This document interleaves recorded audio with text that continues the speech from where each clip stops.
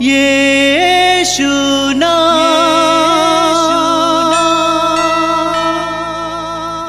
यीशु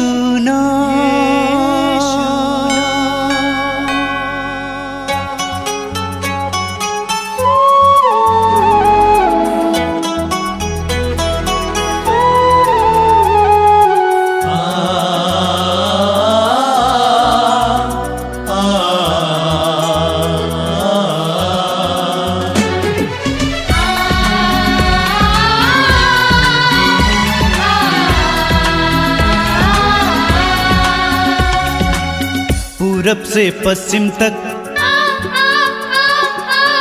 उत्तर से दक्षिण तक,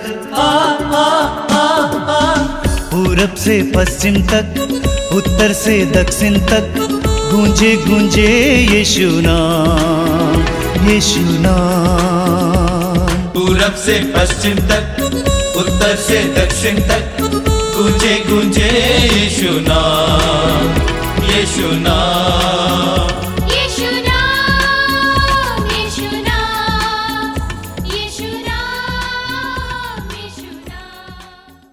मातृनाम सत्संग में आप सभी का हार्दिक स्वागत है। मैं प्रभु को धन्यवाद देता हूं कि हम सभी लोग मिलकर इस समय प्रभु की स्तुति और आराधना करने जा रहे हैं। स्तुति और आराधना में बहुत बड़ी शक्ति होती है। मैंने बार बार आपसे कहा है, पवित्र ग्रंथ में स्तुति के बारे में बहुत कुछ हमें पढ़ने को मिलता है। वचन में लिखा हुआ है कि प्रभु स्तुति के सिंहासन पर विराजमान है। प्रभु स्तुति के सिंहासन पर विराजमान है और स्वर्ग में प्रभु की स्तुति और आराधना होती रहती है। स्वर्गदूत और संत प्रभु की स्तुति और आराधना करते रहते हैं और हमें भी अपने जीवन में प्रभु की स्तुति और आराधना करने की आवश्यकता है।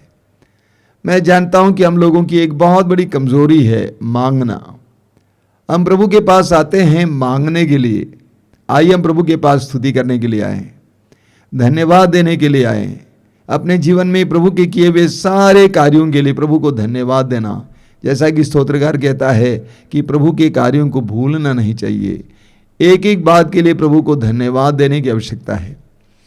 जानते हैं, जब हम बड़ी ऊंची आवाज में स्वतंत्र होकर प्रभु की स्तुति और आराधना करने लगते हैं, ऊंची आवाज में स्तुति करते जाते हैं, हालेलुया स्तुति करते जाते हैं, स्तुति करते जाते हैं, तो क्या होता है, हमारा संकोच मिट जाता है, हमारा डर टूट जाता है और हम अनायास ही प्रभु के साथ जुड़ जाते हैं, प्रभु की उपस्थिति में आ जाते हैं। जब हम जोर से स्तुति करते जाते हैं, बिना संकोच के, बिना डरे, तो प्रभु की उपस्थिति में हम पहुंच जाते हैं। हमारे हृदय और आत्मा प्रभु की उपस्थिति में आ जाती है और वहां पर चमत्कार और चिन्ह प्रकट होते हैं। बोलिए hallelujah, hallelujah, hallelujah, hallelujah, hallelujah, hallelujah, hallelujah, hallelujah. प्रभु महान है, प्रभु महान है, प्रभु सर्वशक्तिमान है, प्रभु सर्वशक्तिमान है, प्रभु हमारी स्तुति के योग्य है, प्रभु हमारी स्तुति की योग्य है, हमारी आराधना के योग्य है, हमारी आराधना के योग्य है। Hallelujah, hallelujah, hallelujah, hallelujah, hallelujah, hallelujah, hallelujah, hallelujah. आप जानते हैं बाइबल में 150 स्तोत्र हैं। इन 150 स्तोत्रों में अधिकतर स्तोत्र प्रभु की स्तुति, आराधना, धन्यवाद के स्तोत्र हैं और हर विश्वासी की प्रार्थना में धन्यवाद और स्तुति के लिए समय होना चाहिए। कई लोग यहाँ पे आश्रम आते हैं, कई परिवार आते हैं, तो मैं उनसे पूछता हूँ कि आपकी प्रार्थना कैसी होती है। अधिकतर कैथोलिक भाई बहन बोलते हैं कि हम रोजरी बोलते हैं। मैंने कहा उसके साथ साथ पवित्र वचन पढ़ना भी जोड़ दो, उसके साथ साथ प्रभु की स्तुति और आराधना करना भी जोड़ दो।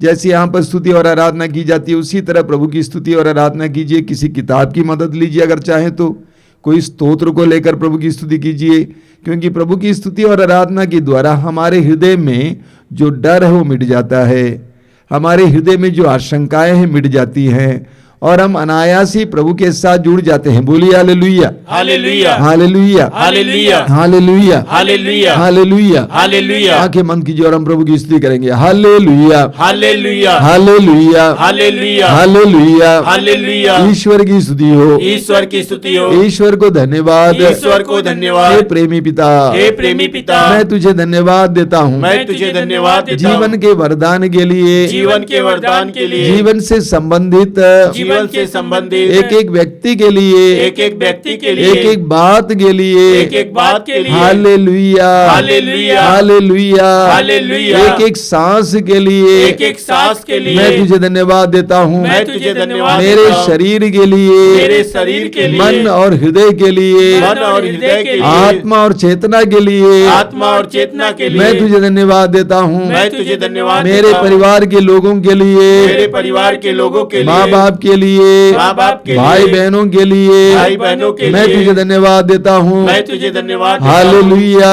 हालेलुया, मेरे अच्छे बुरे मित्रों के लिए, मेरे अच्छे बुरे मित्रों के मैं लिए तुझे धन्यवाद देता हूँ। मैं तुझे धन्यवाद मेरे देता हूँ। जीवन में मेरे जीवन जो में जो विपत्तियाँ, जो विपत्तियाँ, जो पीड़ाएं, जो पीड़ाएं, जो परेशानियाँ जो परेशानियाँ मुझे झेलना पड़ता है, मुझे झेलना पड़ता उन है, सारी बातों के लिए उन सारी बातों के लिए मैं तुझे धन्यवाद देता हूँ। मैं तुझे धन्यवाद देता हूँ। Hallelujah, hallelujah, hallelujah, hallelujah. प्रभु का गुणगान करना प्रभु का गुणगान करना कितना अच्छा है, कितना अच्छा है। प्रभु का गुणगान करना प्रभु का गुणगान करना कितना अच्छा है, कितना अच्छा है। सर्वोच्च ईश्वर सर्वोच्च ईश्वर, तेरे नाम का भजन गाना, तेरे नाम का भजन गाना, तंबूरा और बीना बजाते हुए, तंबूरा और बीड़ा बजाते हुए, सितार के मधुर संगीत के साथ, सितार के मधुर संगीत के साथ, प्रातः तेरे प्रेम का, प्रातः तेरे प्रेम का, प्रातः तेरे प्रेम का, प्रातः तेरे प्रेम का, और रात को तेरी सत्य प्रतिज्ञता का तेरी सत्य प्रतिज्ञता का बखान करना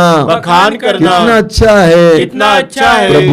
प्रभु तेरे कार्य मुझे आनंदित करते हैं, मुझे आनंदित करते हैं। तेरी सृष्टि देखकर तेरी सृष्टि देखकर मैं उल्लसित होकर कहता हूँ, मैं उल्लसित होकर कहता हूँ, प्रभु तेरे कार्य कितने महान हैं, कितने महान हैं। तेरी योजनाएं कितनी गूढ़ हैं, कितनी गूढ़ है। Hallelujah, hallelujah, hallelujah, hallelujah, hallelujah, hallelujah, hallelujah, hallelujah, hallelujah, hallelujah. ऐसे महान प्रभु की, ऐसे महान प्रभु की, ऐसे शक्तिशाली प्रभु की, ऐसे शक्तिशाली प्रभु ऐसे की, ऐश्वर्यवान प्रभु की ऐसे ऐश्वर्यवान प्रभु की हम तेरी स्तुति करते हैं। हम तेरी स्तुति करते हैं। Hallelujah, hallelujah, hallelujah, hallelujah, hallelujah, hallelujah, hallelujah, hallelujah, hallelujah, hallelujah, hallelujah, hallelujah. वो खोलकर हालेलुया, स्वतंत्र होकर हालेलुया, ऊंची आवाज में हालेलुया, प्रभु की स्तुति करते हालेलुया, जाना, आवाज को बुलंद कीजिए, हालेलुया, पूरी तरह से स्वतंत्र हो जाइए, प्रभु के सानिध्य में आइए, हर प्रकार के बंधन को प्रभु को तोड़ने दीजिए, प्रभु के सानिध्य का एहसास कीजिए। पवित्र आत्मा आपके बीच में है, पवित्र आत्मा इस समय कार्य कर रहा है। Hallelujah, hallelujah, hallelujah, hallelujah, hallelujah. धन्यवाद, धन्यवाद, धन्यवाद, धन्यवाद, धन्यवाद। Hallelujah, hallelujah, hallelujah, hallelujah, hallelujah, hallelujah, hallelujah, hallelujah, hallelujah. हम अपने भाई मोक्षा और बहन सुहासिनी के साथ इस समय स्तुति का गीत गाएंगे।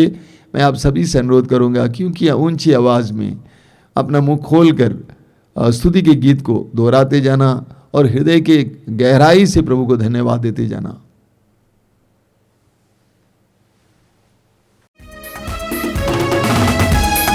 यीशु नाम ही सबसे अलग है, यीशु नाम ही सबसे अलग है, यीशु नाम ही सबसे अलग है, यीशु नाम ही सबसे अलग है।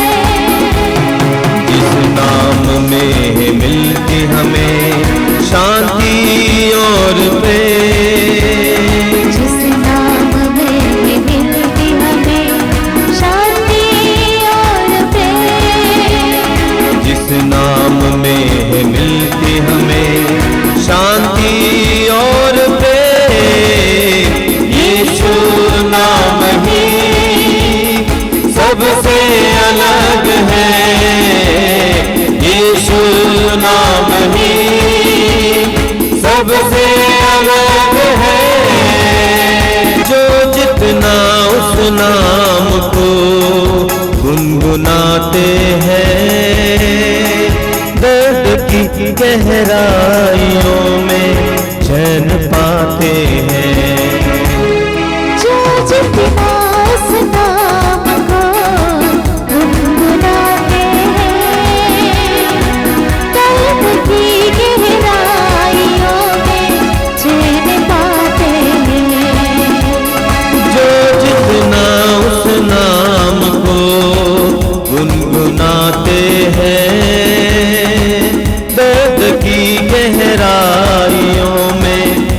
चैन पाते हैं। सब मिलकर गाएंगे एक साथ। जो जितना उस नाम को गुनगुनाते हैं, दर्द की गहराइयों में चैन पाते हैं। यीशु तेरा नाम गूंजे सारा जहां, रोगियों को दुखियों को सहारा देता यीशु नाम, सहारा देता यीशु नाम, सहारा देता यीशु नाम, सहारा देता यीशु नाम। यीशु नाम ही सबसे अलग है। सब मिलकर गाएंगे उच्चारण में। यीशु नाम ही सबसे अलग है। और बताइए यीशु नाम ही सबसे अलग है। जो जितना उस नाम में आशा रखते हैं, हर घड़ी प्रभु यीशु उनके साथ रहते हैं। गाएं। जो जितना उस नाम में आशा रखते हैं, हर घड़ी प्रभु यीशु उनके साथ रहते मेरे हैं। साथ सब मिलकर गाएंगे। जो जितना उस नाम में आशा रखते हैं, हर घड़ी प्रभु यीशु उनके साथ रहते हैं। सब मिलकर।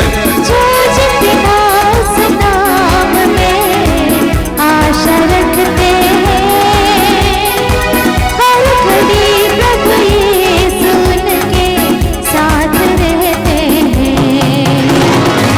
यीशु तेरी नजर ढूंढ मेरी नजर, देता बदलिए मेरा, करता रहा इंतजार,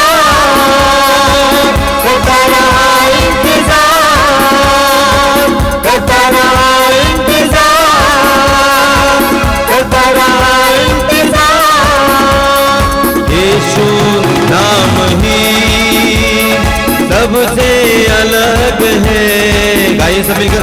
यीशु नाम ही सबसे अलग है। यीशु नाम ही सबसे अलग है। सब लोग। यीशु नाम ही सबसे अलग है। जिस नाम में मिलती हमें शांति और प्रेम, जिस नाम में मिलती हमें शांति और प्रेम, यीशु नाम ही ताली बजाकर गाइए सबसे अलग है। ताली बजाकर। यीशु नाम ही सबसे अलग है। जिस नाम में मिलती हमें शांति और प्रेम। और एक बार।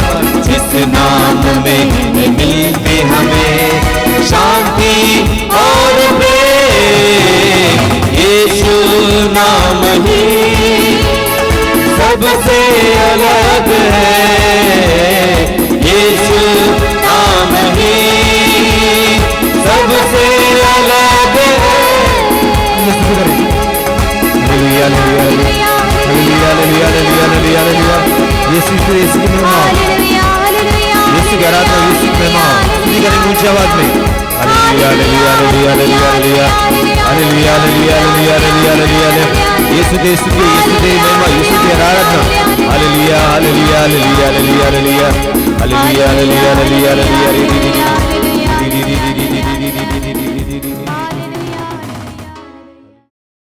आइए हम प्रार्थना करें। हमने प्रभु की स्तुति की है, आइए हम अपनी आत्मा को प्रभु की आत्मा के साथ जोड़ें।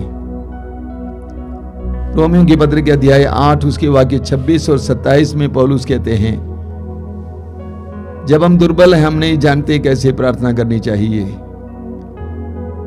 तो पवित्र आत्मा हमारी आत्मा के साथ जुड़कर प्रार्थना करती है।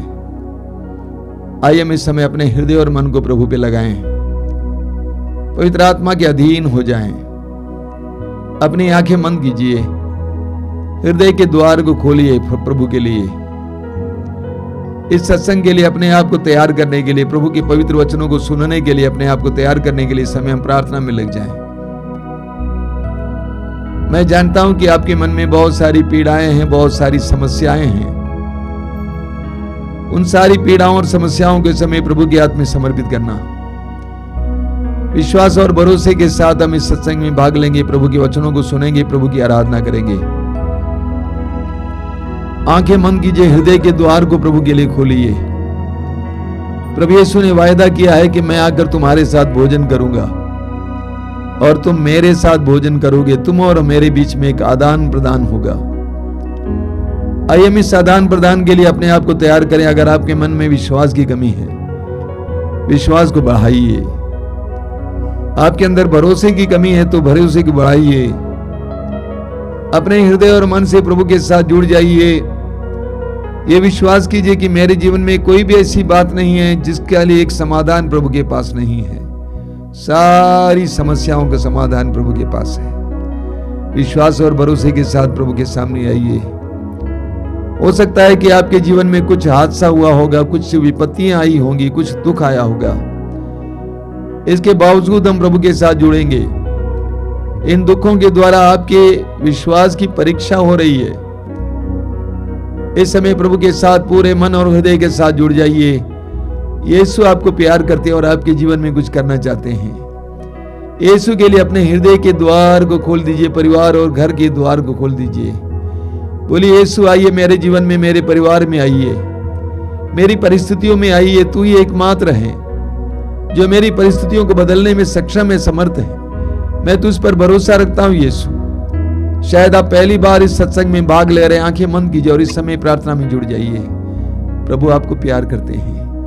प्रभु आपके जीवन में कुछ कार्य करना चाहते हैं। पवित्र आत्मा के लिए अपने हृदय और मन को खोलिए। पवित्र आत्मा को आपके जीवन में आने दीजिए।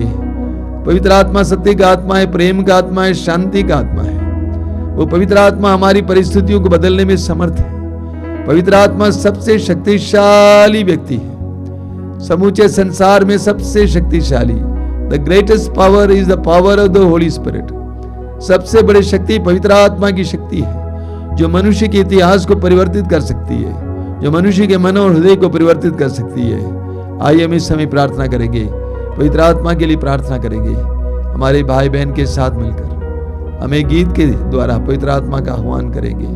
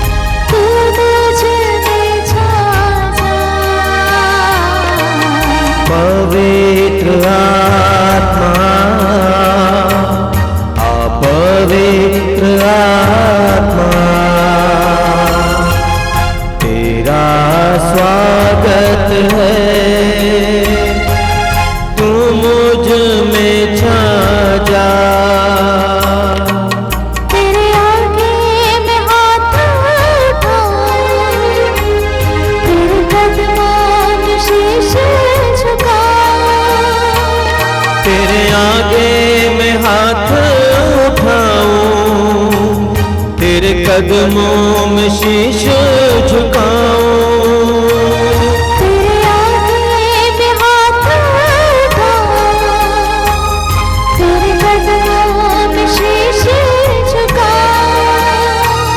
तेरे आगे मैं हाथ उठाऊं, तेरे कदमों में शीश झुकाऊं। तू ही दिलाता है मुक्ति और तुझसे ही मिलती है शक्ति। तू ही दिलाता है मुक्ति और तुझसे ही मिलती है शक्ति। जग में न कोई तुझसे बड़ा, मददगार तू है सदा। जग में न कोई तुझसे बड़ा, मददगार तू है सदा। पवित्र आत्मा, पवित्र आत्मा, तेरा स्वागत है, तू मुझ में छा जा। पवित्र आत्मा, पवित्र आत्मा, तेरा स्वागत है, तू मुझ में छा जा। पवित्र आत्मा। आंखें खोलें। मेरे प्रिय भाई और बहनों, मैं फिर एक बार आपको इस सत्संग में स्वागत करता हूं। आपसे अनुरोध है कि पूरे मन से इस सत्संग में भाग लेना। हम आगमन काल में हैं और क्रिसमस की तैयारी में लगे हुए हैं। मैं जानता हूं कि आप कई प्रकार की भौतिक तैयारियों में लगे हुए हैं, लेकिन आध्यात्मिक तैयारी को नहीं भूलना चाहिए। क्रिसमस हमारे लिए एक त्योहार बनकर न रह जाए, बल्कि हमारे लिए एक अनुभव बनकर रह जाए। इसीलिए अनुरोध करता हूं कि अपने आप को तैयार करते समय आध्यात्मिक रूप से भी तैयार करना। अगर आपको कई प्रकार की बुरी आदतें हैं, आपके अंदर कई प्रकार की बुरी आदतें, नशा और अन्य प्रकार की बुरी आदतें छोड़िए। इन दोनों पूरी तरह से अपने आप को शुद्ध और पवित्र रखने का प्रयास कीजिए। अगर आपका मन बहुत ज़्यादा खाने पीने में है तो कुछ कम कीजिए, कुछ तपस्या कीजिए। अगर आपकी जुबान से गंदी गंदी बातें निकलती हैं, झूठ बोलने की बातें और अन्य प्रकार की बातें निकलती हैं, गाली निकलती हैं, कठोर शब्द निकलते हैं, तो तुरंत अपने आप को कंट्रोल में लाइए। ये आगमन काल हमारे लिए एक आध्यात्मिक तैयारी का समय बने। अगर परिवार में प्रार्थना नहीं होती है तो प्रार्थना में एक साथ हो जाइए, एक साथ आइए। प्रभु को आपके परिवार में आने दीजिए, आपके परिवार के जीवन में कुछ परिवर्तन लाने दीजिए। हम परिवर्तन नहीं ला सकते, लाने वाले पवित्र आत्मा है, प्रभु हैं। तो ये आगमन काल हमारे लिए पवित्र आत्मा को कार्य करने के लिए मौका देने का समय है। हमारी ओर से कोई बाधा नहीं होनी चाहिए, हमारी ओर से तैयारी होनी चाहिए, हमारी ओर से आध्यात्मिक रूप से कोई ऐसी बात ना हो जो बाधा बने। इसीलिए मैं आपसे अनुरोध करूंगा कि इस आगमन काल में जब आप तैयारियां कर रहे हैं, आध्यात्मिक तैयारी पर जोर दीजिए। कुछ ज़्यादा प्रार्थना कीजिए, पवित्र वचन पढ़ने के लिए समय निकालिए। मैं जानता हूं कि आप में से कई लोग रोज मोमबत्ती इत्यादि जलाते हैं, बहुत अच्छी बात है, अच्छी प्रथाओं को बनाए कर रखिए, लेकिन उसके साथ साथ आध्यात्मिक तैयारी पर जोर दीजिए, ताकि ये क्रिसमस हम सब के लिए एक अनुभव बने, एक स्पर्श का अनुभव बने, एक मिलन का अनुभव बने। प्रभु यीशु प्रतिदिन प्रतिपल हमारे जीवन में आते हैं, लेकिन दुर्भाग्य की बात है कि उनको स्वीकार करने के लिए हम तैयार नहीं हैं। तो ये आगमन काल हमारे लिए हर समय यीशु को स्वीकार करने, स्वागत करने के लिए अपने आप को तैयार करने का समय है। मेरा पूर्ण विश्वास है कि इन दिनों आप कुछ ज़्यादा समय प्रार्थना में बिताएंगे। आश्रम के आसपास में अगर कोई रहता है तो ज़रूर प्रार्थना में आइए। अगर आपके आसपास में कोई गिरजाघर या प्रार्थना भवन है, वहाँ जाइए प्रार्थना के लिए। सत्संग होता है वहाँ पे जाइए प्रार्थना के लिए। वचन सुनाया जाता है, जाइए प्रार्थना के वचन सुनने के लिए। इस तरह हम लोग इस क्रिसमस के लिए अपने आप को तैयार करेंगे। ये क्रिसमस हमारे लिए और हमारे देश के लिए और सारे संसार के लिए एक अनुग्रह का समय बने, इस तरह हम लोग प्रार्थना करेंगे। इस सारे संसार को और विशेष करके हमारे देश को प्रभु की आशीष की बहुत ज़रूरत है। प्रभु की आशीष की बहुत ज़रूरत है। विश्वासी होने के नाते, मसीही होने के नाते हमारी जिम्मेदारी है कि हम अपने देश के लिए प्रार्थना करें, सारे संसार के लिए प्रार्थना करें, तो ये आगमन काल हमारे लिए आध्यात्मिक तैयारी का समय बने। मेरे प्रिय भाई और बहनों, आपको याद होगा 2 साल पहले सर्वत्र कोरोना फैल गया था और हमारे देश में लॉकडाउन हुआ था, पूर्ण लॉकडाउन। कई दिनों तक गाड़ियां नहीं चली, दुकानें बंद, बाजार बंद, सिनेमा हॉल बंद, मॉल बंद, सुपर बाजार बंद, सड़कों पर गाड़ियां नहीं, कोई आवाज़ नहीं, आसमान पर हवाई जहाज नहीं, चारों ओर शांति फैली हुई थी। शांति के साथ साथ डर भी था, आप जानते हैं। उस लॉकडाउन के दौरान अचानक मुझे अपने बचपन की याद आई। मेरे बचपन में हमारी तरफ बहुत कम गाड़ियां आती थी, बहुत कम गाड़ियों की आवाज बहुत कम होती थी, अन्य आवाज भी बहुत कम होती थी। लोगों के पास समय था, व्यस्तता कम थी, शांति थी, चैन थी, आराम की जिंदगी जीते थे, कोई जल्दीबाजी नहीं थी। लेकिन आज के युग को देखिए, मैं कहूंगा आधुनिक युग कोलाहल का युग है। आवाजें, व्यस्तता, गाड़ियों की आवाज, अन्य चीजों की आवाज, लोगों में व्यस्तता, दौड़ धूप, झगड़ा, अशांति, बेचैनी, मारकाट, हत्या, अत्याचार। आधुनिक युग कोलाहल का युग है। आधुनिक काल कोलाहल का काल है। ऐसे में इस्यास नबी के ग्रंथ की अध्याय 11 में एक बहुत सुंदर प्रतिज्ञा या भविष्यवाणी हमें सुनने को मिलती है। वो भविष्यवाणी है मसीही काल के बारे में। इस्यास नबी का ग्रंथ, उसके अध्याय 11 वाक्य 6 से 8 तक ध्यान से सुनिएगा।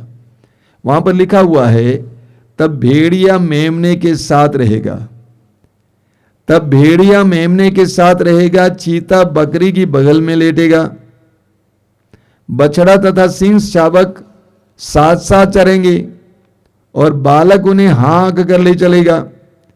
गाय और रीछ में मेल मिलाप होगा और उनके बीच उनके बच्चे साथ साथ रहेंगे।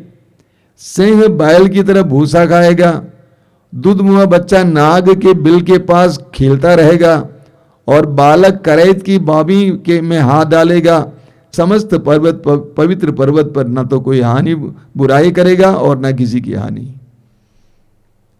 ये प्रभु यीशु के आने से 700 साल पहले इस्यास नबी की हुई भविष्यवाणी है। मसीही काल की भविष्यवाणी, जहां पर मसीह का शासन होगा। वहां पर क्या होगा? वचन में लिखा हुआ है, भेड़िया मेमने के साथ रहेगा।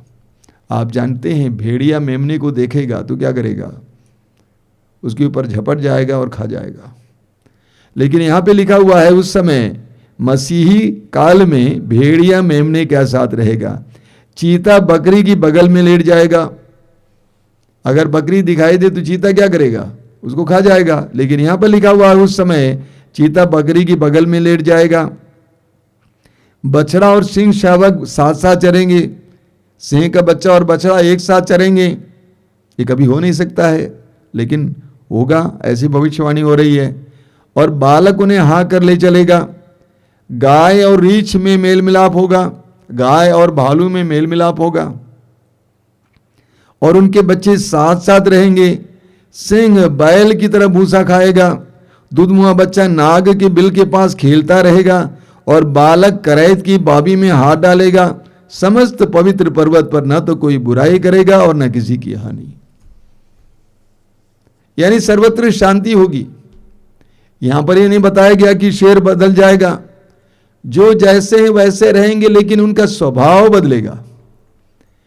सिंह सिंह रहेगा, भेड़िया भेड़िया रहेगा, मेमना मेमना रहेगा, लेकिन उनका स्वभाव बदलेगा। वे शांति प्रिय होंगे, वे एक दूसरे के प्रति प्रेम रखेंगे। मसीही काल के बारे में एक सुंदर भविष्यवाणी है। अंत में सुनिए, ऐसा कैसे होगा? वचन में लिखा हुआ है, क्योंकि जिस तरह समुद्र जल से भरा है, उसी तरह देश प्रभु के ज्ञान से भरा होगा। क्यों शांति होगी? कैसी शांति होगी? वचन में लिखा हुआ है, क्योंकि जिस तरह समुद्र जल से भरा है, उसी तरह देश प्रभु के ज्ञान से भरा होगा। सर्वत्र शांति होगी। वचन कहता है, क्योंकि सब लोग ईश्वर के ज्ञान से भरे होंगे। ईश्वर का ज्ञान शांति लाता है, और जहां ईश्वर का ज्ञान नहीं है, वहां पर अशांति बनी हुई होती है। आज हमारे देश में और सारे विश्व में इतनी अशांति, मारकाट, हत्या, अत्याचार क्यों हो रहा है? सच्चे ईश्वर का सच्चा ज्ञान ना होने के कारण। सच्चे ईश्वर का सच्चा ज्ञान ना होने के कारण हम पढ़ेंगे इतिहास नबी के ग्रंथ, उसके अध्याय 1 में लिखा हुआ है, वाक्य 2 और 3 में प्रभु कहते हैं, आकाश सुनो, पृथ्वी ध्यान दो, क्योंकि प्रभु बोला है। प्रभु कहते हैं, आकाश और पृथ्वी सुनो। प्रभु के हृदय में बहुत दुख है, सुनने वाला कोई नहीं है। इसीलिए प्रभु आकाश को संबोधित कर रहे हैं, पृथ्वी को संबोधित कर रहे हैं, बोल रहे हैं कि सुनो, ध्यान दो, क्योंकि प्रभु बोला है। आगे लिखा हुआ है, मैंने पुत्रों का पालन पोषण किया, किंतु उन्होंने मेरे विरुद्ध विद्रोह किया है। मैंने पुत्रों का पालन पोषण किया, किंतु उन्होंने मेरे विरुद्ध विद्रोह किया है। बैल अपने मालिक को पहचानता है, गधा अपने मालिक की नाद जानता है, किंतु इस्राएल नहीं जानता, मेरी प्रजा नहीं समझती। यही समस्या है। प्रभु कहते हैं, बैल अपने मालिक को पहचानता है। कुछ वर्ष पहले की बात है, मैं अपने ड्राइवर के साथ एक गांव गया हुआ था। उस गांव में प्रवेश करते ही वो ड्राइवर बाहर निकला। बगल में, 1-2 घर के बगल में एक बछड़ा था, जिसको उस ड्राइवर ने बेचा था। वो बछड़ा उसको देखते ही वहां से रोने लगा, और ड्राइवर ने मुझसे कहा कि आप जानते हैं वो बछड़ा क्यों रो रहा है? क्योंकि वो मेरे घर से बिका हुआ बछड़ा है, और मेरा ड्राइवर उसके पास जाता है और उसको कुछ खिलाता है, उसको तसल्ली देता है, तब जाके वो बछड़ा रोना बंद करता है। सोचिए, वचन में लिखा हुआ है, बैल अपने मालिक को पहचानता है। बैल को जंगल में छोड़ दीजिए, शाम होते होते बैल अपने मालिक के घर वापस आता है, अन्यत्र नहीं जाता है, रास्ता भूलता नहीं है। प्रभु कहते हैं, बैल अपने मालिक को जानता है, गधा ये जानता है कि उसको कहां से भोजन मिलेगा, चारा मिलेगा, अपने मालिक की नाद जानता है, लेकिन मेरी प्रजा नहीं जानती, इस्राएल नहीं जानता। यही मनुष्य की खराबी है, कमजोरी है। आज आकाश के ऊपर क्या है, पृथ्वी के नीचे क्या है, एक एक बात को मनुष्य जानता है। आधुनिक इंसान एक एक जानकारी रखता है, लेकिन वो अपने मालिक को नहीं जानता है। अपने मालिक के बारे में सुनना नहीं चाहता, अपने मालिक को पहचानना नहीं चाहता है। मनुष्य के अंदर अन्य ज्ञान भरा है, लेकिन ईश्वर का ज्ञान, सच्चे ईश्वर का सच्चा ज्ञान नहीं है। सच्चे ईश्वर का सच्चा ज्ञान नहीं है, बाकी सारी जानकारियां, इसीलिए जीवन में परेशानी आती है। वचन में लिखा हुआ है, होसिया नबी का ग्रंथ, उसके अध्याय 4 वाक्य 6 में, वहां पे क्या लिखा हुआ है, धर्म के अभाव में मेरी प्रजा भ्रष्ट हो गई है। धर्म के अभाव में मेरी प्रजा भ्रष्ट हो गई है। हिंदी में अनुवाद कुछ गड़बड़ा गया है, अंग्रेजी में इसका अनुवाद है, ज्ञान के अभाव में, नॉलेज, ईश्वर के ज्ञान के अभाव में मेरी प्रजा भ्रष्ट हो गई है। अपने ईश्वर को ना जानने के कारण मेरी प्रजा भ्रष्ट हो गई है, गलत मार्ग पर चल दी है, मनमाना जीवन जी रही है, दुश्मनों के शत्रुओं के हाथ जा रही है, विकृत होती जा रही है, बुराई और शैतान के शिकार होती जा रही है, क्योंकि ईश्वर के ज्ञान के अभाव में, ईश्वर के ज्ञान के अभाव में मेरी प्रजा भ्रष्ट हो गई। वचन में लिखा हुआ है, इस्यास नबी अध्याय 5 वाक्य 13 में लिखा हुआ है, इस्यास अध्याय 5 वाक्य 13 में, मेरी प्रजा अपनी अवज्ञा के कारण निर्वासित की जाएगी।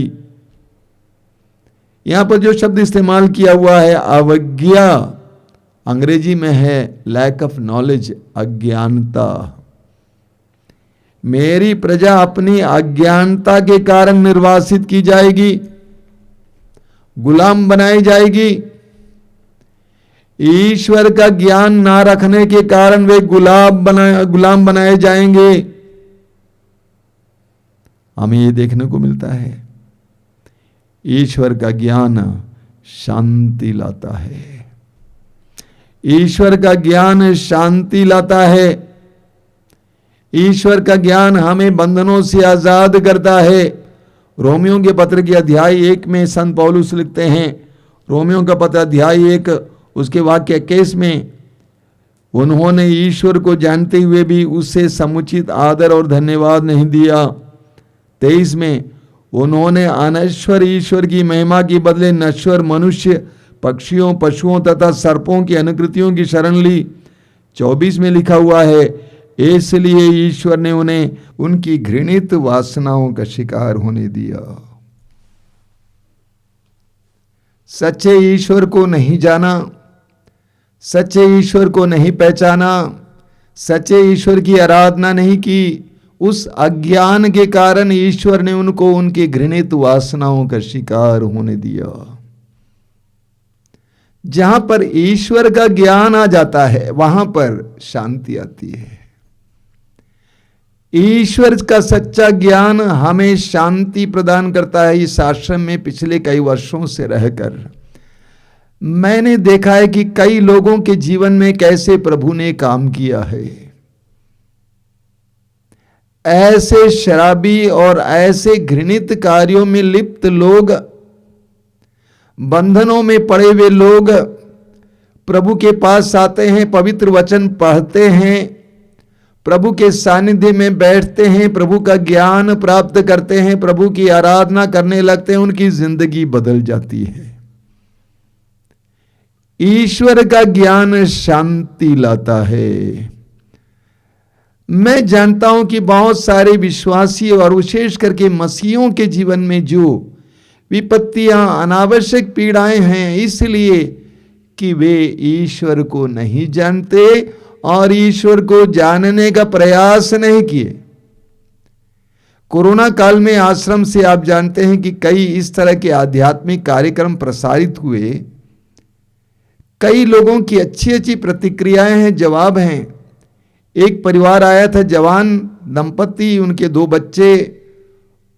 पत्नी ने कहा कि पहले हम वचन सुनते थे तो सोचते थे वचन कहीं और है, आज हम प्रतिदिन रोज की रोटी सुनते हैं और मैं सच कहती हूं स्वामी जी, आज मुझे लगता है कि प्रभु मुझसे बात कर रहे हैं।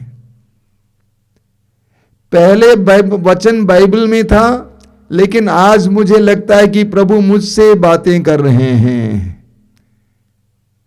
उनको आध्यात्मिक ज्ञान मिल रहा है और उस ज्ञान के द्वारा उनका पारिवारिक जीवन बदल जाता है। यूहन्ना के सुसमाचार के अध्याय 8 उसके वाक्य 32 में प्रभु यीशु कहते हैं, तुम सत्य को पहचान जाओगे और सत्य तुम्हें स्वतंत्र करेगा। तुम सत्य को पहचान जाओगे और सत्य तुम्हें स्वतंत्र करेगा। जैसे जैसे हम सत्य को पहचानते जाएंगे वैसे वैसे वो सत्य हमें स्वतंत्र करता जाएगा। जैसे जैसे हमारे अंदर प्रभु का ज्ञान बढ़ता जाएगा, हमारे अंदर की बुराइयां लुप्त होती जाएंगी। एक सुंदर सा उदाहरण लीजिए, यूहन्ना के सुसमाचार के अध्याय 4 में हम पढ़ते हैं समारी स्त्री के बारे में। वहां पर हम पढ़ते हैं समारिया से एक नारी याकूब के कुएं के पास आती है जहां पर यीशु बैठे हुए थे, और यीशु और उसके बीच में वार्तालाप होने लगता है। प्रभु के सानिध्य और प्रभु के वचन के द्वारा वो नारी बदलती जाती है। प्रभु ने कहा कि तुम सत्य को पहचान जाओगे और सत्य तुम्हें स्वतंत्र करेगा। वो नारी यीशु को पहचानने लगती है। सबसे पहले उसने पहचान लिया कि यीशु एक यहूदी है। उसने कहा कि आप यहूदी होकर मुझसे कैसे पानी मांग सकते हैं। उसके बाद उसने यीशु को पहचान लिया और कहा कि आप नबी हैं। अंत में हम जानते हैं उसने यीशु को मसीहा के रूप में पहचान लिया, और वो जाती अपने गांव में लोगों से कहती है कि आइए और देखिए उस व्यक्ति को जिसने मुझसे वो सब कहा है जो मैंने किया है, कहीं वो मसीह तो नहीं है।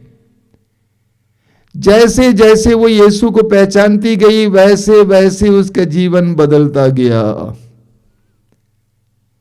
जब हमारे अंदर ईश्वर का ज्ञान आ जाता है हम बदलते जाएंगे। हजारों लाखों लोगों के जीवन की एक कहानी है, कथा है। पहले बुराई की जिंदगी जीते थे, लेकिन बाद में वचन सुनने के लिए आते हैं, प्रार्थना करना शुरू करते हैं, प्रभु का ज्ञान प्राप्त करते हैं, धीरे धीरे उनकी जिंदगी बदलने लगती है। प्रभु यीशु कहते हैं तुम सत्य को पहचान जाओगे और सत्य तुम्हें बदल डालेगा, स्वतंत्र करेगा। अब सवाल ही खड़ा होता है, कैसा ज्ञान? वचन में आपने सुना कि समस्त पवित्र पर्वत पर कोई एक दूसरे की हानि नहीं करेगा, क्योंकि जैसे समुद्र जल से भरा हुआ होता है उसी तरह सभी ईश्वर के ज्ञान से भरे हुए होंगे।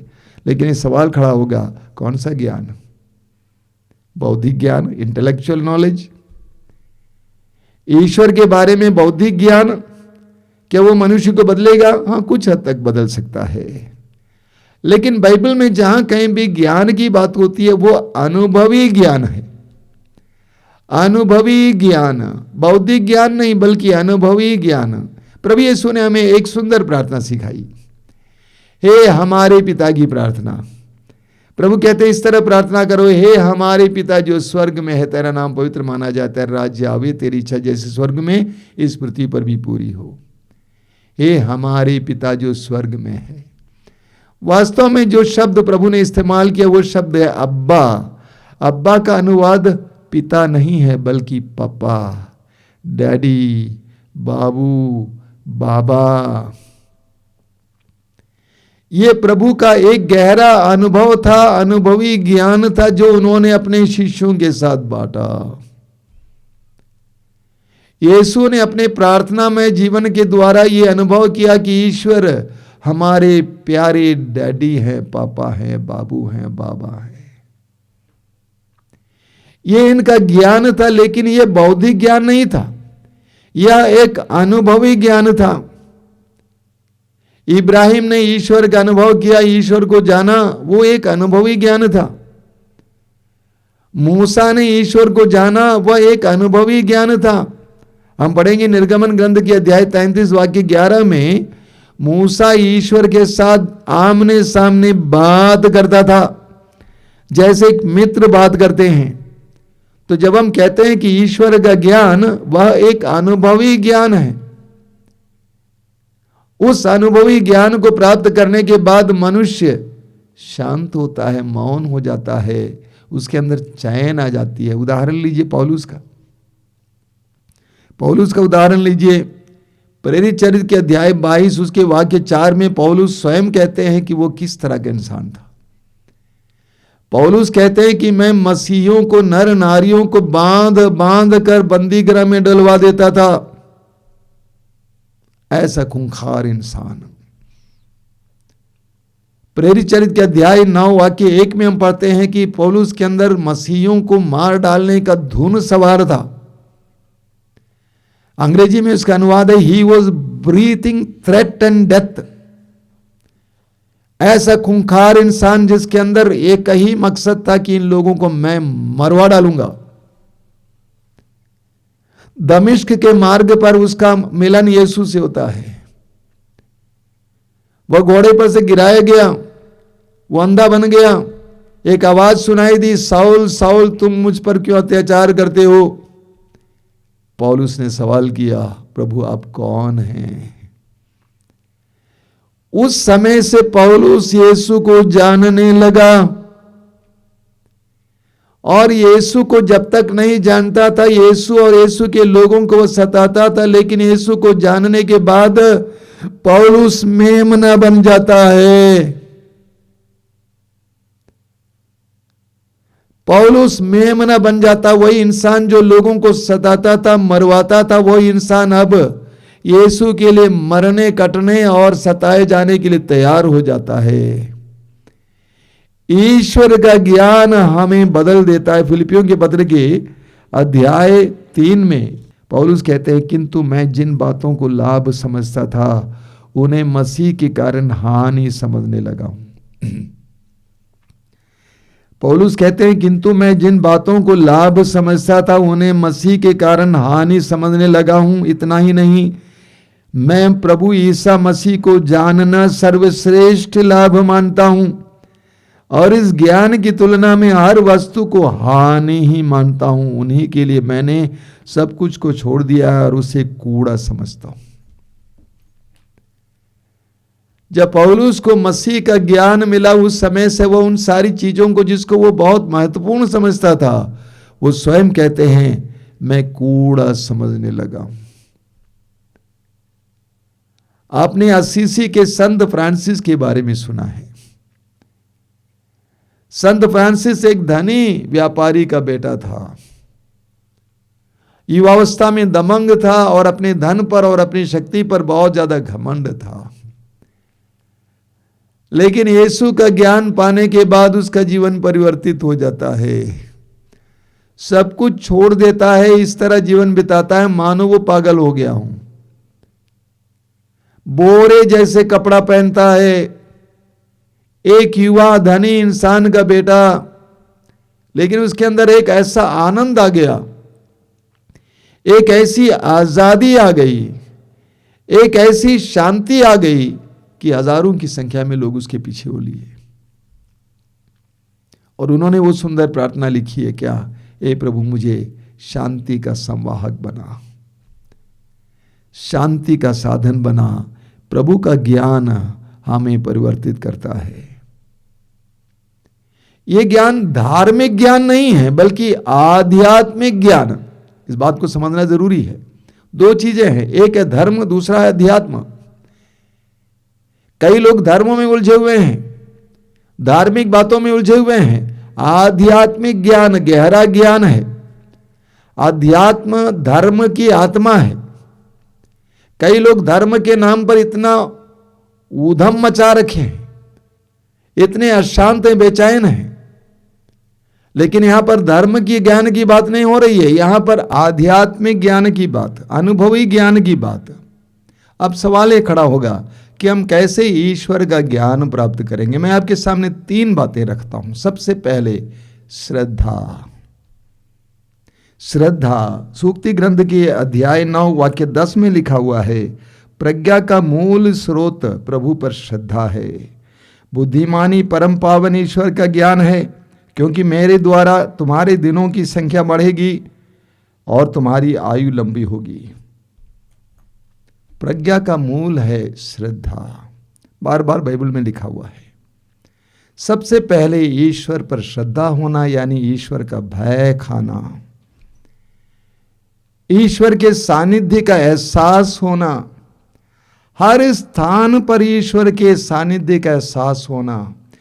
ईश्वर जीवित है, जिंदा है, उनका सानिध्य सर्वत्र है, इसीलिए मुझे उसके प्रति एक भय होना है। यह प्रज्ञा की शुरुआत है। और जहां प्रज्ञा है वहां पर ईश्वर का ज्ञान है। तो ईश्वर का ज्ञान प्राप्त करने के लिए सबसे पहले हमें अपने आप को छोटा बनाना है, ईश्वर के सानिध्य, ईश्वर की उपस्थिति को जानना है और ईश्वर की उपस्थिति में अपने आप को नतमस्तक कराना है, यानी अपने आप में श्रद्धा लानी है, अपने आप में भय लाना है। भय के द्वारा हमें ईश्वर का ज्ञान मिलता है। दूसरा है प्रार्थना के द्वारा। आप जानते हैं, बार बार आपको बताया गया है, प्रार्थना का मतलब मांगना नहीं है। प्रार्थना का मतलब या तात्पर्य है ईश्वर के साथ जुड़ना, ईश्वर के साथ जुड़ना। प्रभु यीशु का उदाहरण लीजिए। प्रभु यीशु रात को प्रार्थना करते थे, बड़े सवेरे प्रार्थना करते थे, भीड़ को छोड़कर एकांत में जाके प्रार्थना करते थे। प्रभु यीशु 40 दिन और 40 रात उपवास करते हुए प्रार्थना करते थे। प्रभु यीशु प्रार्थना करते थे। उस प्रार्थना के दौरान क्या हुआ था, लूकस के सुसमाचार के अध्याय 3 उसके वाक्य 21 में हम पढ़ेंगे कि प्रभु यीशु को ईश्वर की वाणी सुनाई दी, तू मेरा प्रिय पुत्र है। ये प्रभु यीशु का एक अनुभवी ज्ञान था कि ईश्वर मेरा पप्पा है, मेरा पिता है। प्रार्थना के द्वारा हमें अपना ज्ञान मिलता है और ईश्वर का भी ज्ञान मिलता है। जब हम प्रार्थना के द्वारा ईश्वर के साथ जुड़ जाते हैं, उस समय ईश्वर का ज्ञान हमें प्राप्त हो जाता है। बौद्धिक रूप से और आत्मिक रूप से हमें ईश्वरीय ज्ञान प्राप्त होता है। हम ईश्वरीय ज्ञान से भर जाते हैं। बहुत सारे हमारी महिलाएं जो अनपढ़ हैं, अशिक्षित हैं, उनको लोग सुनते हैं, उनके वचनों को सुनते हैं तो लोग पूछते हैं कि इनको कहाँ से ज्ञान मिला ये। जब हम प्रभु के साथ प्रार्थना में जुड़ते हैं तो हमें प्रभु का ज्ञान होता है, ईश्वर का ज्ञान होता है। प्रभु यीशु जब नाजरत गए थे, नाजरत के लोगों ने सवाल किया, आपस में पूछा कि इसको इतना ज्ञान कहां से मिला। प्रार्थना के द्वारा जब हम ईश्वर के साथ जुड़ते हैं तो हमें ईश्वर का ज्ञान प्राप्त होता है। जिस तरह यीशु को अब्बा का ज्ञान मिला, उसी तरह हमें भी अब्बा पिता का ज्ञान मिलता है। तीसरी बात है पवित्र वचन का पाठ। पवित्र वचन का पाठ, बाइबल हमारे लिए सबसे पहला सोर्स है। ईश्वर के बारे में जानने के लिए सबसे प्रथम स्रोत है। यीशु के बारे में हमें कैसे मालूम होगा? सुसमाचारों के द्वारा और अन्य पत्रों के द्वारा। यीशु और ईश्वर का ज्ञान के लिए हमें पवित्र वचन को पढ़ना जरूरी है। कई मसीहियों में मैंने देखा है कि एक बहुत बड़ी कमजोरी है कि वे बाइबल नहीं पढ़ते हैं। जो बाइबल नहीं पढ़ता है उसको ईश्वर का ज्ञान प्राप्त नहीं होता है, यीशु का ज्ञान प्राप्त नहीं होता है। जो वचन नहीं सुनता है उसको उस वचन के में लिखे हुए उस ज्ञान की प्राप्ति नहीं होती है। हम पढ़ेंगे संत जेरोम, जिन्होंने पवित्र वचन पर इतना कार्य किया, उन्होंने कहा है पवित्र धर्म ग्रंथ का अज्ञान ईश्वर का अज्ञान। यानी पवित्र धर्म ग्रंथ के बारे में जिसके अंदर अज्ञानता है, उसके अंदर ईश्वर के बारे में, यीशु के बारे में अज्ञानता है। तो पवित्र धर्म ग्रंथ बाइबल के द्वारा हमें ईश्वर का ज्ञान मिलता है। एक एक वचन के द्वारा ईश्वर का ज्ञान मिलता है और अपना भी ज्ञान मिलता है कि मैं कौन हूं। वास्तव में पवित्र वचन पढ़ने से हमें अपना ज्ञान मिलता है। जब से मैं पवित्र वचन को गहराई से पढ़ने लगा, उस समय से मुझे अपने बारे में ज्यादा ज्ञान मिला, अपनी दुर्बलताओं के बारे में, अपने जीवन के रहस्यों के बारे में एहसास मिला। तो पवित्र वचन कहता है कि जब ईश्वर का ज्ञान हमें व्याप्त हो जाता है तो हमारे अंदर शांति आती है। सारे संसार को आज शांति की जरूरत है, हमारे देश को आज शांति की जरूरत है, हर एक परिवार को आज शांति की जरूरत है, हर एक मनुष्य को आज शांति की जरूरत है। क्या करना होगा? ईश्वर के ज्ञान से भर जाना होगा, अपने मालिक को जानना होगा, मालिक के ज्ञान से भर जाना होगा। जब मालिक के ज्ञान से हम भर जाएंगे, हम अपने आप शांत हो जाएंगे, अपने आप अहिंसक हो जाएंगे, अपने आप चैन का अनुभव करेंगे। आइए हम प्रार्थना करें। धन्यवाद देते हैं प्रभु तेरे पवित्र वचनों के लिए, इन पवित्र क्षणों के लिए धन्यवाद देते हैं। तेरे वचन में लिखा हुआ है, समस्त पवित्र पर्वत पर कोई न हानि करेगा, एक दूसरे को दुख नहीं देगा, क्योंकि जिस तरह समुद्र जल से भरा हुआ होता उसी तरह मनुष्य ईश्वर के ज्ञान से भरा हुआ होगा। प्रभु तेरे ज्ञान से हमें भर दीजिए, तुझे जानने की कृपा दीजिए, तुझे हम गहराई से जान सके, तुझे अनुभव के स्तर पे जान सके। तेरा ज्ञान हमें परिवर्तित करेगा, तेरा ज्ञान हमारे अंदर शांति लाएगा। तुझे जानने के लिए गहरी प्रार्थना का वरदान दीजिए। तुझे जानने के लिए हमारे अंदर तेरे प्रति एक भय उत्पन्न कीजिए, श्रद्धा दीजिए। तेरे पवित्र वचनों को सुनने और पढ़ने के लिए हमारे अंदर एक लगाव दीजिए, एक लगन दीजिए। धन्यवाद देते हैं प्रभु इन सारे क्षणों के लिए। जितने भी भाई बहन इन वचनों को सुन रहे प्रभु, उन सबको आशीर्वाद देना, उन्हें तेरे पवित्र ज्ञान से भर देना, उन्हें शांति से भर देना, उन्हें चैन से भर देना। धन्यवाद प्रभु, धन्यवाद। तेरी स्तुति, तेरी आराधना, तेरी महिमा।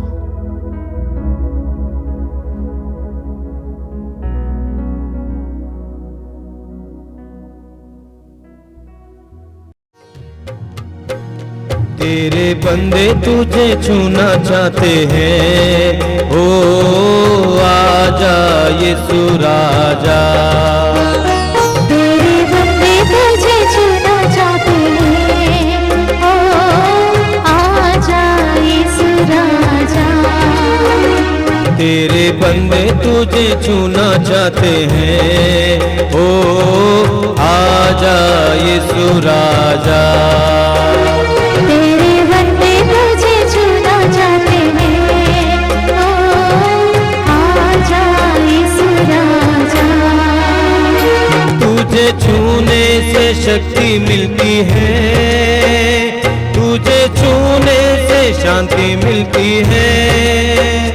तुझे छूने से शक्ति मिलती है, तुझे छूने से शांति मिलती है।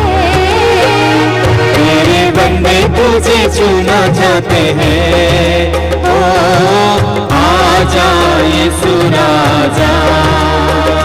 तेरे बंदे तुझे छूना चाहते हैं, ओ आजा यीशु राजा।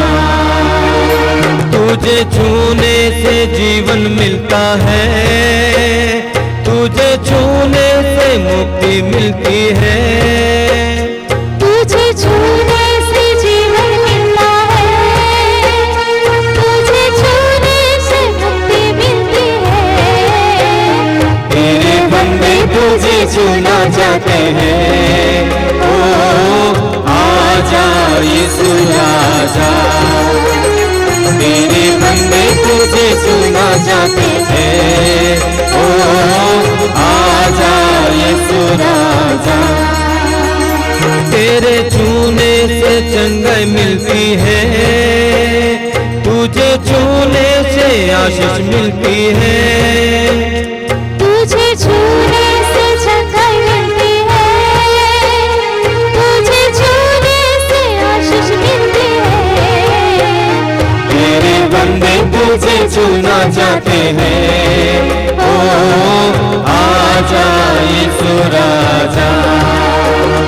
तेरे बंदे तुझे छूना चाहते हैं, ओ आजा यीशु राजा। तुझे छूने से आनंद मिलता है, तुझे छूने से आत्मा मिलता है। तुझे छूने से आनंद मिलता है, तुझे छूने से आत्मा मिलता है। तेरे बंदे तुझे छूना चाहते हैं, ओ आजा यीशु राजा। तेरे बंदे तुझे छूना चाहते हैं, ओ आजा यीशु राजा। तेरे बंदे तुझे छूना चाहते हैं, ओ आजा यीशु राजा।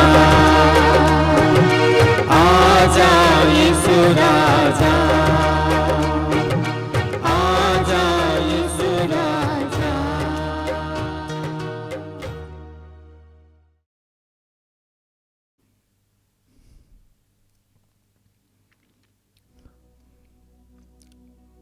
आइए हम प्रभु की आराधना करें। अपने हृदय और मन को इस समय एकाग्र कीजिए। आप इस समय जीवित प्रभु की उपस्थिति में हैं। जीवित प्रभु आपके करीब हैं। प्रभु की उपस्थिति महसूस कीजिए।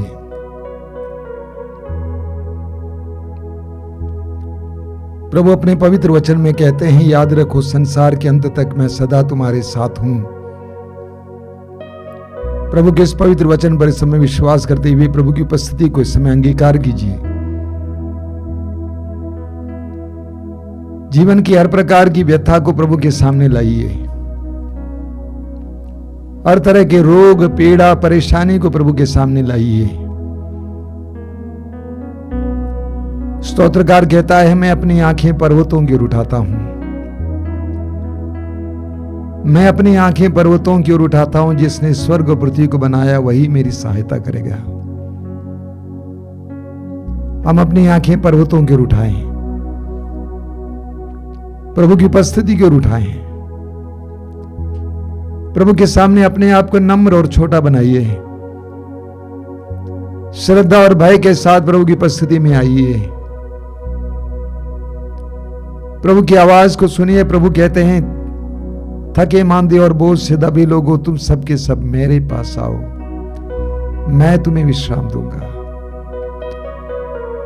अब उस यीशु के पास आए, उस प्रभु के पास आए। अपनी दर्द को लेकर, अपनी पीड़ा को लेकर यीशु के पास आए। जीवन के हर सुख को लेकर यीशु के पास आए। वो हमें विश्राम से भरना चाहते हैं।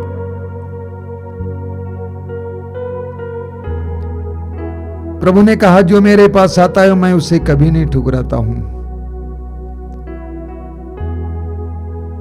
The Lord will never neglect you। प्रभु आपको कभी नहीं त्यागेंगे। पवित्र वचन में लिखा हुआ इब्रानी अध्याय 13 में, मैं तुम्हें कभी नहीं त्यागूंगा, मैं तुम्हें कभी नहीं भूलूंगा, छोड़ूंगा। आइए विश्वास के साथ इस समय प्रभु की आराधना में। प्रभु आपको प्यार करते हैं, आपकी परिस्थितियों को अपने ऊपर लेना चाहते हैं कि आप विभिन्न प्रकार के बंधनों में हैं, अलग अलग प्रकार के बंधनों में हैं। आप परेशान हैं, बाहर निकलना चाहते हैं, निकल नहीं पाते हैं। कि आप उलझे हुए हैं बुराई में और बुरी संगति में।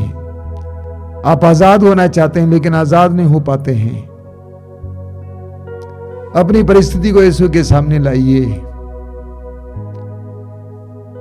जिस तरह हम सुसमाचार में पढ़ते हैं कि शिष्य यीशु के साथ नाव में थे और झंझावात उठा, नाव डूबने वाली थी और उन्होंने पुकार कर कहा, प्रभु हमें बचाइए, यीशु के पास आइए। आज की इस आराधना में आपके जीवन में एक चमत्कार होने दीजिए। आज की इस आराधना में आपके जीवन में एक चमत्कार होने दीजिए। प्रभु के सामने विश्वास के साथ आइए। अपनी सारी पीड़ाओं के साथ, दर्द पीड़ाओं के साथ प्रभु की आराधना और स्तुति कीजिए। ये पवित्र क्षण है, ये प्रभु की आशीष के क्षण है। प्रभु को आपके जीवन में कार्य करने के लिए पूरी तरह से आजादी दीजिए। बोलिए, यीशु आइए मेरे जीवन में, मेरे परिवार में आइए, मेरी परिस्थितियों में आइए। मैं तेरा स्वागत करता हूं। आइए यीशु आइए।